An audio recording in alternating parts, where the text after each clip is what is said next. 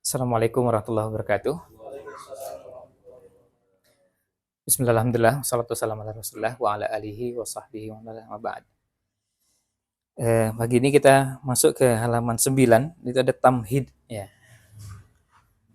Tamhid ini ya sebenarnya hampir sama kalau di bahasa kita ya dengan pendahuluan ya. Ya, cuma kalau dalam bahasa Arab ada muqaddimah, ada tamhid.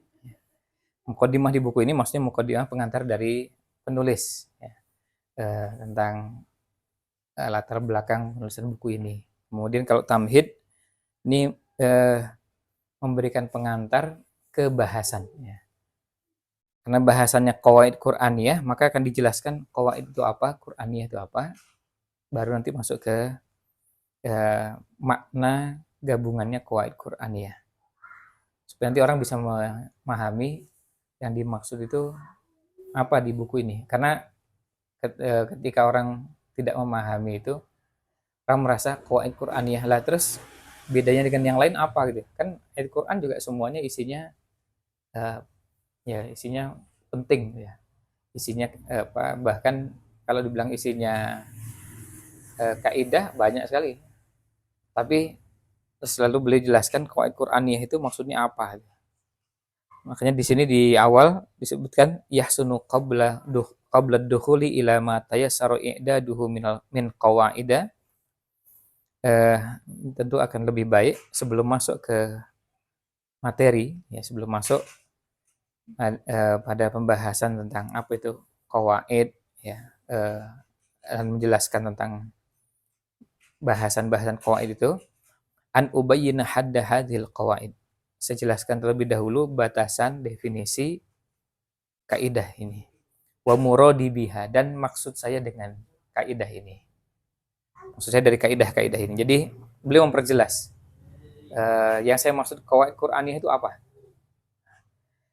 Fa'aqulu tadammanal unwanu kalimataini qawaid ya, qawaidah Qur'aniyah. Judulnya mengandung dua kata yaitu qawaid dan Qur'aniyah. Maka beliau jelaskan dulu. Fa ammal qawaidu fahiya jam'u qaidatin. Qawaid itu jamak dari qaidah. Wa asluhal lughawi ya'udu ila madati qa'ada. Akar katanya secara bahasa kembali kepada kata qa'ada. Jadi qaidah, qa'ada. Wahia maknanya apa? Kama yaqulu Ibnu Faris, seperti yang dikatakan oleh Imam Ibnu Faris, aslun muttaridun munqasun la yukhlafu wa huwa yudahil julusa. Jadi kata qaidah, qa'ada itu adalah akar yang berlaku baku, berlaku ke berbagai keadaan dan waktu, yang munqasun la yukhlafu, yang dari situ kemudian nanti dikiaskan ya. Banyak hal yang nanti akan dikiaskan dan tidak tidak ditinggalkan. Jadi dia menjadi acuan ya untuk kata-kata yang semakna dengan itu. Wa huwa yudahil julus. Dan kata qa'ada itu maknanya seperti makna julus yang artinya duduk ya. Wa in kana yatakallamu fi mawadhi'a la yutakallamu fiha bil julus. Wa qawaidul baiti asasuhu. Jadi ini beliau ingin menjelaskan tentang, jadi gini, qawaid itu akar katanya dari kata qaidah, qaidah itu dari kata qa'ada. Qa'ada itu memang 3 huruf yang menjadi akar.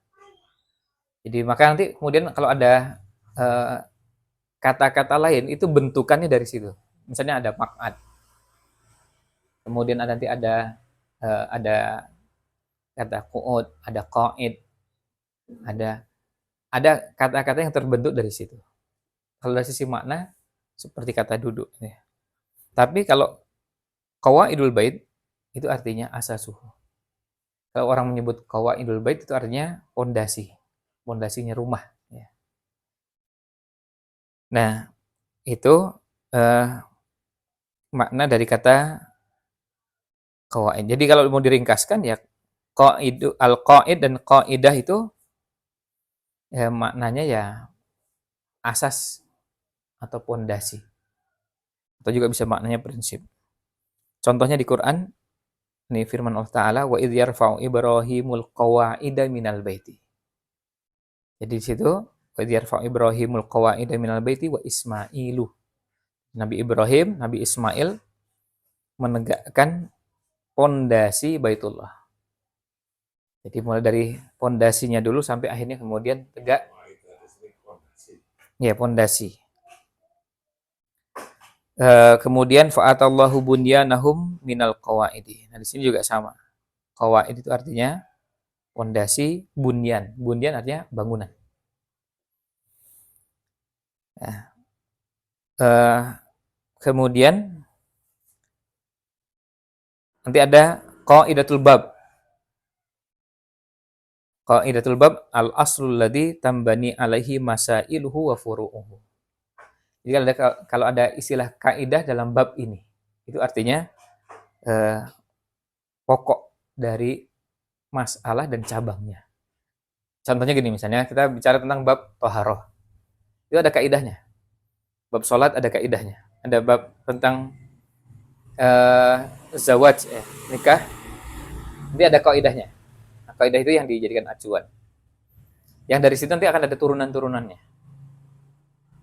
Misalnya dalam masalah nikah, ada kaidah al-aslu fil abda at-tahrim.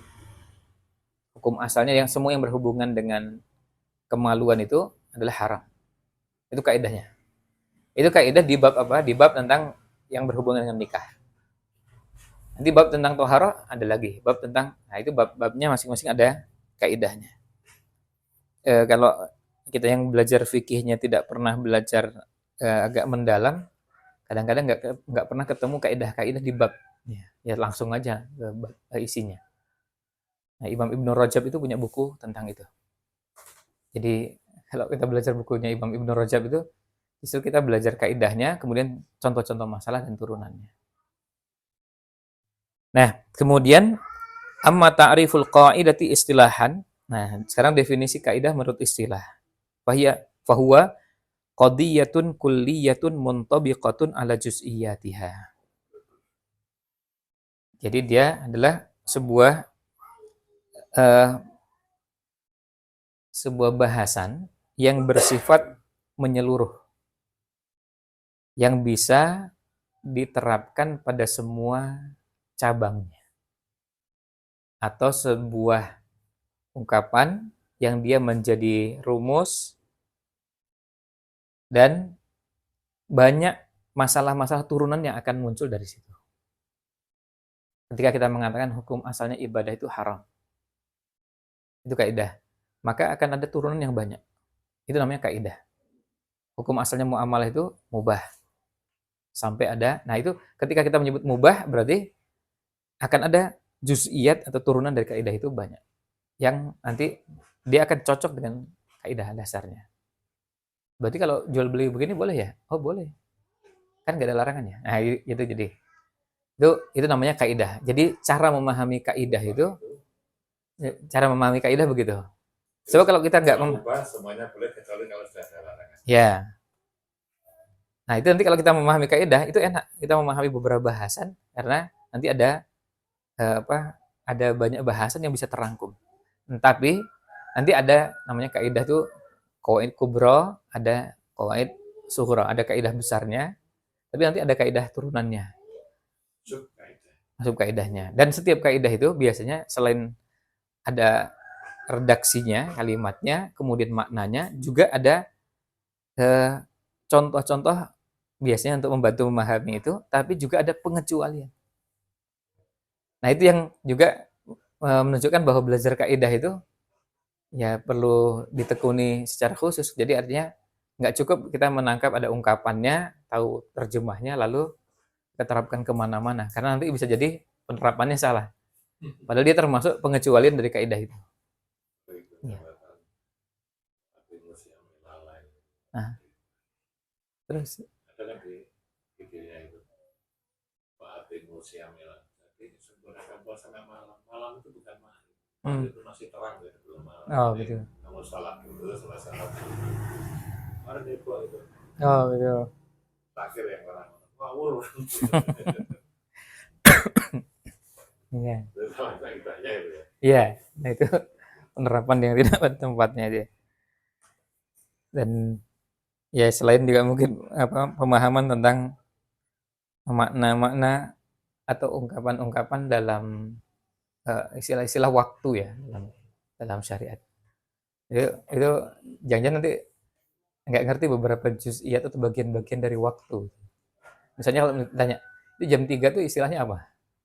Istilah waktunya gitu. Kan dia nggak tahu waktunya kan. Itu kan berbahaya gitu.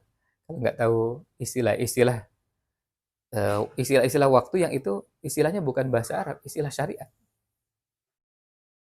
Istilah syariat yang mengenalkan istilah waktu-waktu tadi. Ya. Kan sekarang kita mengatakan waktu sekarang namanya waktu duha. Kalau jam 3 dini hari waktu apa namanya? Sahur. Iya. Itu sahur, ada sahur, ada suhur. Ya, kalau suhur itu aktivitas makannya, sahur itu makanannya, waktunya namanya sahar. Oh itu ya. Ya. Wal mustaghfirina bil ashar. Ya. Nah itu Itu yang di masyarakat yang berbahaya itu meluas itu di malah juga di populasi lewat ADTV itu. Yang rusak itu kan MH itu loh, kayak Kanjeng itu. Jadi malaikat tidak akan datang pada kita, masa masuk rumah mana kalau ada anjingnya. Terus saya ini rumah main jadi dua anjing akhirnya mati-mati, malaikatnya rawani nyebrang. Gua padahal itu pengikutannya banyak sekali ya. Mak iya apa grupnya nama rusak betul itu. ya, jadi eh, ini kembali ke sini, ini yang namanya definisi kaidah.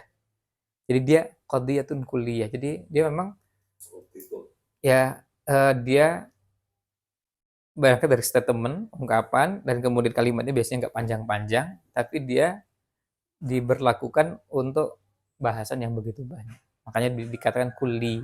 Kulli itu artinya bersifat menyeluruh, bersifat umum. Nah, dan dulu waktu kita belajar usul fikih kan kita eh, pernah masuk bahasan am dan khas itu. Jadi itu termasuk bahasan yang harus selalu melekat pada setiap kali kita mengenal ayat atau hadis itu harus langsung dipasangkan ini umum atau khusus. Karena kalau nggak begitu nanti kemampuan kita akan nggak terasah dan semua ayat itu dan hadis juga selalu ada tempatnya itu. Kalau nggak am, khas, mutlak, muqayyad, mujmal, mubayyan. Pasti begitu. Kan nggak ada ceritanya ini ayatnya nggak umum dan nggak khusus gitu, nggak ada. Itu pasti. Maka pada saat ketemu ada ayat ya ayyuhalladzina amanu kutiba alaikumusiyam, oh ini am, berlaku untuk semua. Ya, itu harus terlatih begitu. Dan melatih begitu tuh enaknya itu nggak perlu ruang dan tempat yang khusus gitu ya. Kadang-kadang kita sambil naik motor gitu terus ingat ayat qul huwallahu ahad. Qul ini terus Allahu ahad ini maksudnya apa ya? Allah somad lam yalid. Jadi ketemu begitu tuh oh ini berlakunya apa ini? Dia am atau khas, mutlak, muqayyad, mujmal, mubayyan. Ini ya semua. Oh enggak ini khusus. Khusus untuk kasus tertentu. Nah, akan membantu kita untuk memahami itu dan belajar dari itu, maka kaidah juga begitu. Kita lihat di sini, ini halaman berikutnya. Jadi ini yang dimaksud dengan kaidah. Nah, kemudian ada juga yang membahasakan kaidah itu bukan qadiyatun kulliyah tapi hukmun aglabi. Itu di paragraf ketiga itu ya. Paragraf keempat yang diberi tanda tebal. Hukmun aglabi, hukum yang bersifat menyeluruh tapi berlaku untuk mayoritas. Jadi prinsip dasarnya kan hukum itu kan untuk mayoritas, sebagian besar. Jadi kalau misalnya ada orang mengatakan bahwa ini tidak boleh, atau misalnya sholat itu berdiri, orang nggak bisa mengatakan, lah kalau yang sakit gimana? Ah, itu nanti pengecualian. Karena asalnya orang itu nggak sakit. Kalau nggak bisa berdiri gimana? Ya, dan dasarnya orang tuh semuanya bisa berdiri. Ini bicara yang umum ya. Ya. Sholat tuh pakai ruku. Yang nggak bisa ruku, nah itu pengecualian sih. Yang nggak bisa sujud, pasti pengecualian. Yang nggak bisa pakai air pada saat berwudu, itu pengecualian. Karena pada dasarnya orang pasti bisa pakai air. Itu umumnya. Itu makanya dinamakan aglabi. Ya. Aglab itu mayoritas. Nah, itu berlaku pada semua kaidah. Nah, kemudian kenapa muncul ada aglabi bukan kulli? Kenapa sebagian ulama menggunakan istilah itu? Karena apa? Lihat di sampingin sini. Liwujudi istisnaat fi ba'dil qawaid. Karena adanya pengecualian. Istisnaat itu artinya pengecualian. Setiap bahasan itu pasti ada pengecualian. Ya kayak tadi misalnya, asalnya wudhu tuh, toharo tuh pakai wudhu tuh pakai air. Ya. Tapi yang nggak bisa pakai air, nah itu pengecualian. Yang pengecualian begini nggak banyak. Dari keseluruhan ya. Artinya bisa, kalaupun menggunakan angka, tapi kan se-Indonesia banyak. Tetap yang lebih banyak yang bisa berwudhu pakai air. Tetap yang mayoritas itu bisa sholat sambil berdiri, ruku, sujud, itu yang mayoritas. Kalau dihitung yang nggak bisa berdiri, nggak bisa ruku, nggak bisa sujud itu sangat sedikit. Dan selalu jumlahnya kecil atau sedikit. Makanya kemudian ada yang menggunakan istilah aghlabi.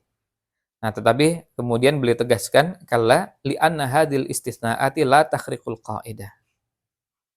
Pengecualian ini tidak meruntuhkan, tidak merusak apa yang sudah ada pada kaidah itu. Artinya kaidahnya lalu tidak dihilangkan gara-gara ini ada pengecualian.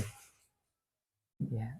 Ya seperti misalnya itu rambu lalu lintas dibuat ada merah, kuning, hijau. Lah yang buta warna gimana?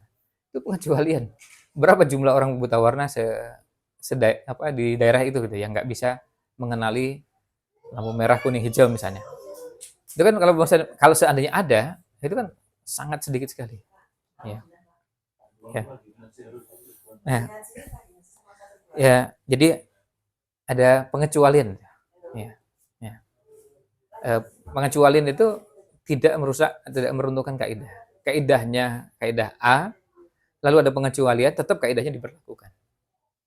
Nanti tinggal kita mengatakan ada pengecualian dari kaidah ini pada kondisi A, B, C yang jumlahnya cuma sedikit. Nah, sebab gini, nanti jangan sampai kemudian pengecualian itu lalu selalu meruntuhkan kaidahnya.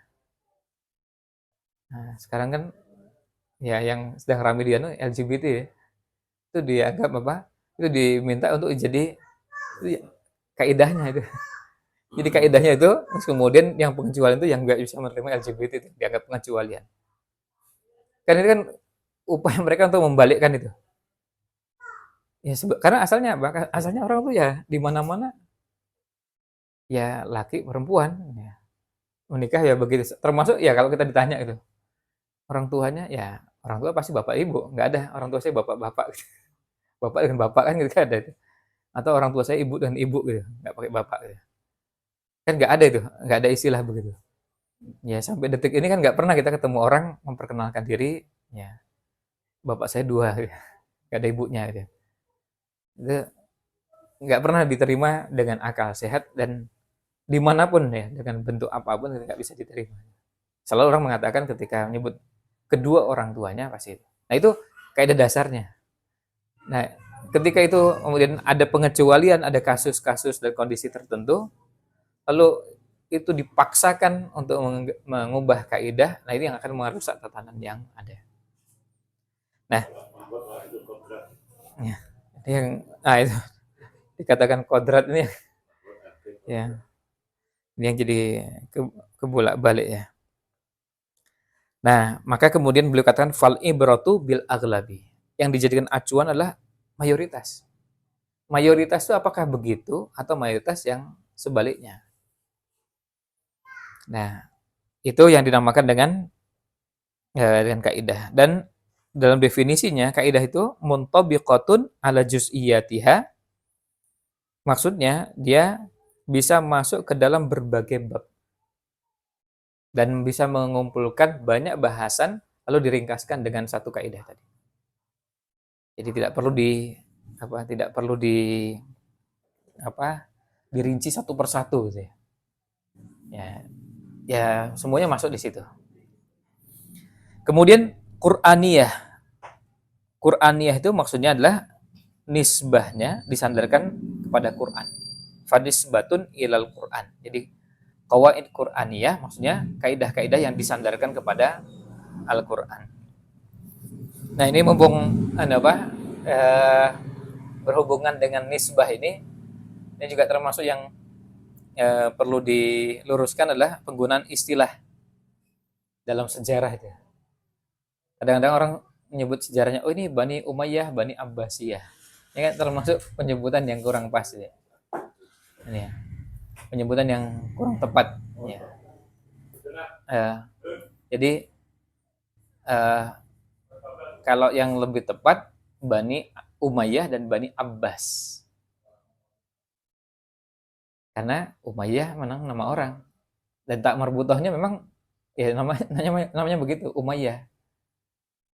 Nah, kalau Abbas nama orang juga. Jadi kalau ini nama orang juga. Dan itu bukan ya nisbah itu. Jadi bukan Umayyah itu memang karena di situ ada ya-nya, ya nisbah bukan. Jadi penyebutan yang lebih tepat itu Bani Umayyah, Bani Abbas. Bukan Bani Umayyah, Bani Abbasiyah. Ya. Ini nggak tepat ini karena di Umayyah itu ya-nya bukan ya nisbah. Memang namanya Umayyah.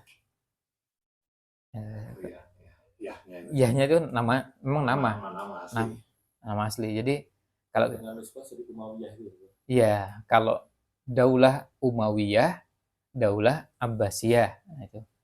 Tapi itu kan Daulah Umayyah. Iya, Daulah Abbasiyah. Nah, itu sama-sama nisbah. Jadi kalau itu sama seperti kalau kita mengatakan Bani Ahmad. Ya, kan bukan Bani Ahmadiyah. Bani itu kan ya, kan ya. Iya. Jadi mudhaf. Nah, jadi Banu Abdul Muttalib. Iya, anaknya. Bani itu kan dari garis keturunan laki-laki. Jadi kalau anak perempuan bukan Bani loh. Ya, Bani saya. Itu kan cuma anak yang laki-laki dari anak saya laki-laki. Ya, sebenarnya perempuan juga masuk. Ya, bukan dari garis laki-laki, Pak. Enggak, perempuan juga masuk. Maksudnya penyambungnya jelas hanya laki-laki gitu. Iya. Tapi kalau anak perempuan tetap dikatakan Bani. Iya. Nah, kalau anak perempuan sudah menikah kan ikut Bani suaminya. Enggak berubah. Tetap ikut bapaknya. Tetap ikut bapaknya, ikut keluarganya. Misalnya dulu ada Bani Umayyah gitu ya. Itu kan dari anak-anak laki-laki Umayyah punya keturunan gitu. Nah, kemudian kan Rasulullah SAW itu kan tidak punya keturunan dari anak laki-laki. Sehingga tidak ada Bani Muhammad dalam keluarga besar gitu. Kalau penyebutan keluarga besar tetap disebutkan bahwa itu keturunan. Ya, sama sekarang aku Habib itu kan berarti keturunan dari. Iya. Masalah nanti dia bahwa dari sisi kekuatan keturunan laki-laki berbeda dengan perempuan itu masalah lain, tapi bahwa keturunan itu laki dan perempuan dimasukkan ya sebetulnya masuk semua, masuk anaknya itu. Jadi tetap kalau dikatakan keturunan ya masih masuk laki maupun perempuan.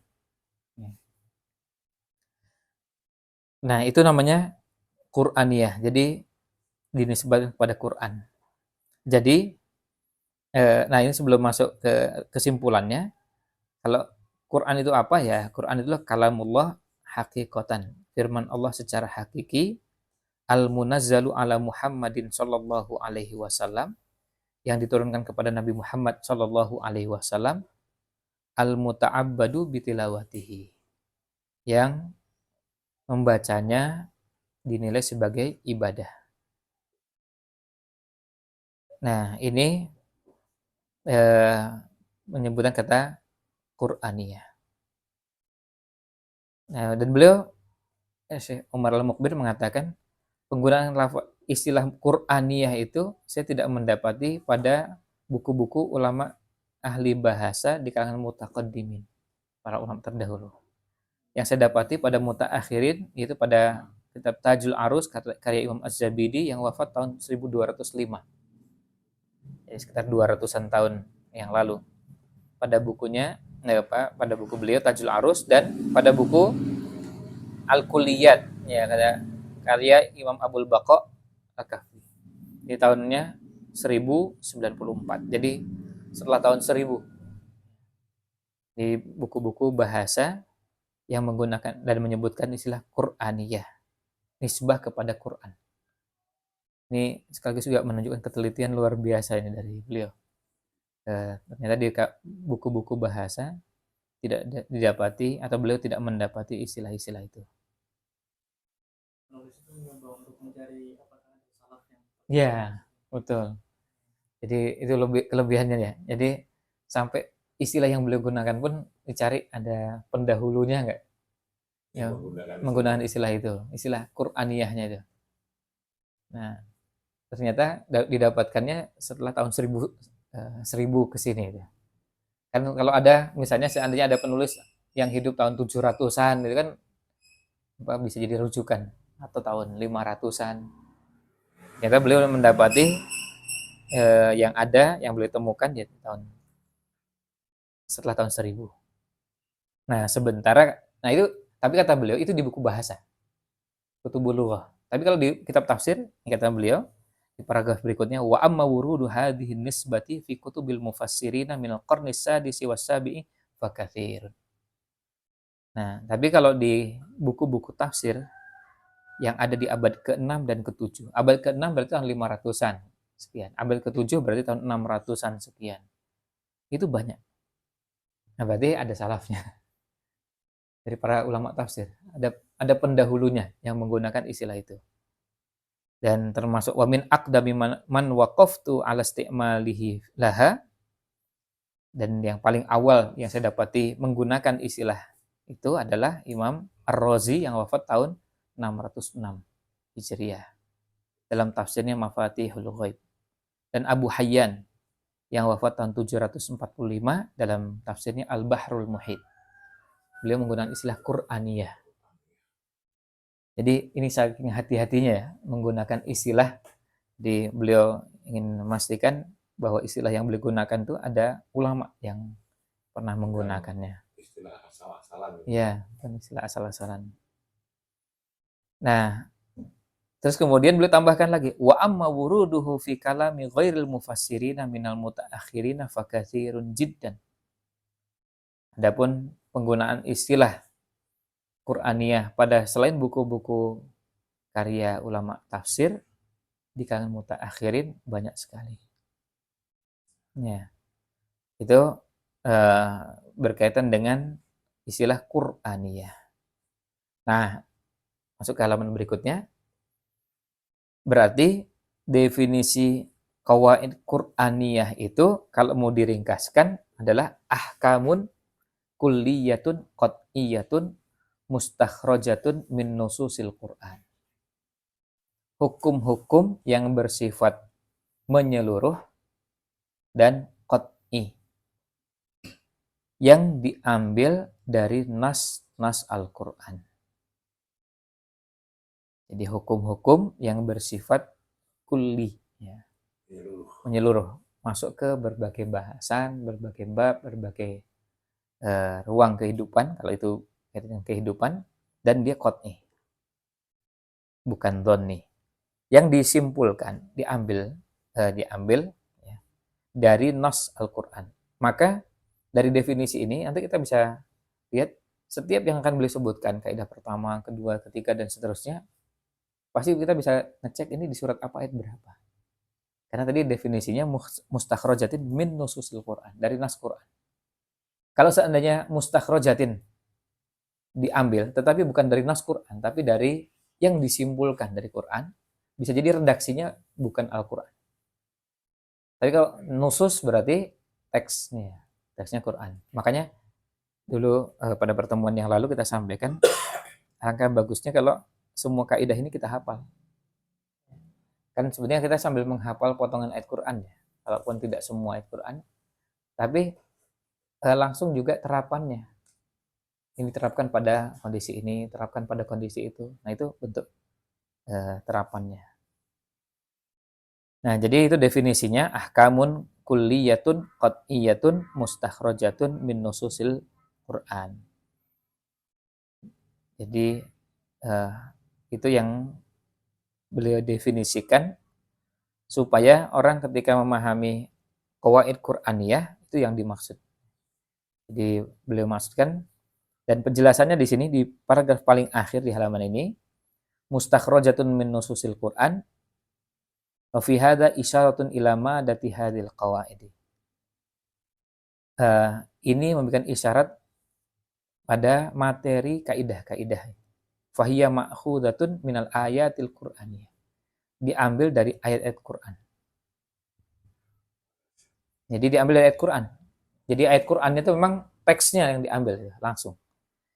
Walaisat kaqawaidil mufassirina awil usuliyin.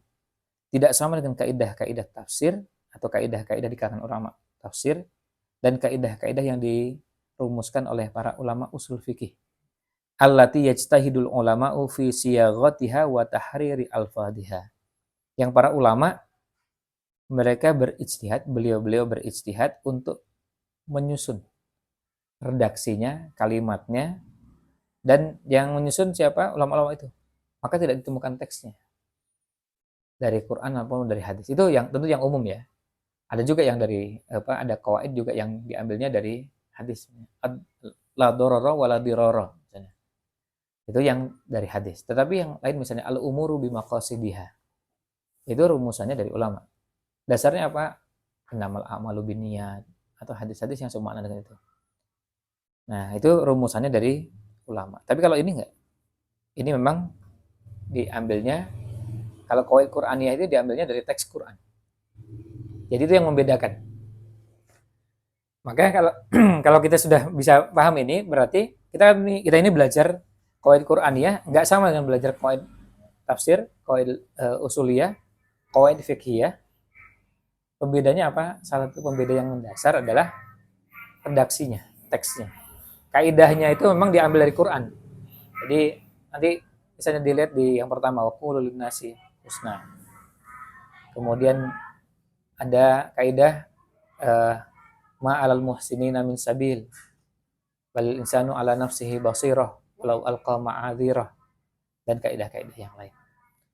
Nah, itu nanti akan kita lihat kaidah-kaidah itu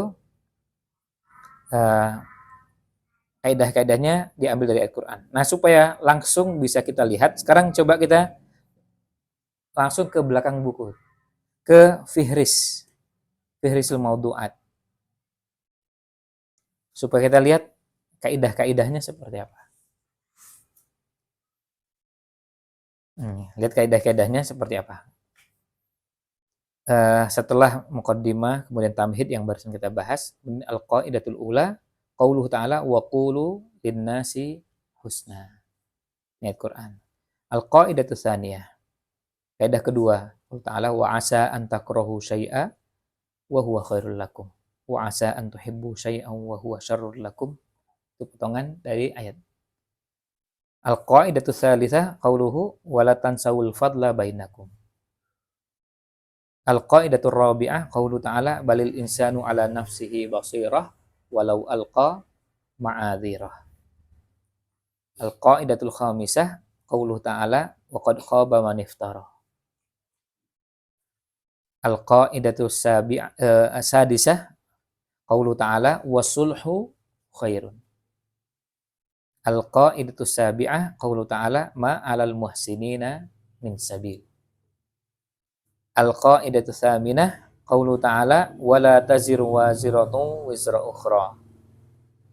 Al-qaidatu tasi'atu qaulu ta'ala wa laysa dzakaru kal untha. Al-qaidatul asyiratu qaulu ta'ala wa la yansurannallahu may yansuruh. Lalu kaidah ke-11 al-qaidatul hadiyatu asyarah qaulu ta'ala wa la yuflihus sahiru haitsu ata. Kaidah ke-12 inna akramakum indallahi atqakum. Kaidah ke-13 abaukum wa abanaukum la tadruna ayyuhum aqrabu lakum naf'a. Kaidah ke-14 fa illam yastajibu laka fa'lam annama yattabi'una ahwa'ahum. Kaidah ke-15 wal aqibatu lil muttaqin. Kaidah ke-16 qul la yastawil khabithu wat thayyib. Kaidah ke-17 inna khaira man ista'jartal qawiyyul amin. Kaidah ke-18 wala yahiqul makru sayyi'u illa bi ahli. Kaidah ke-19 walakum fil qisasi haya.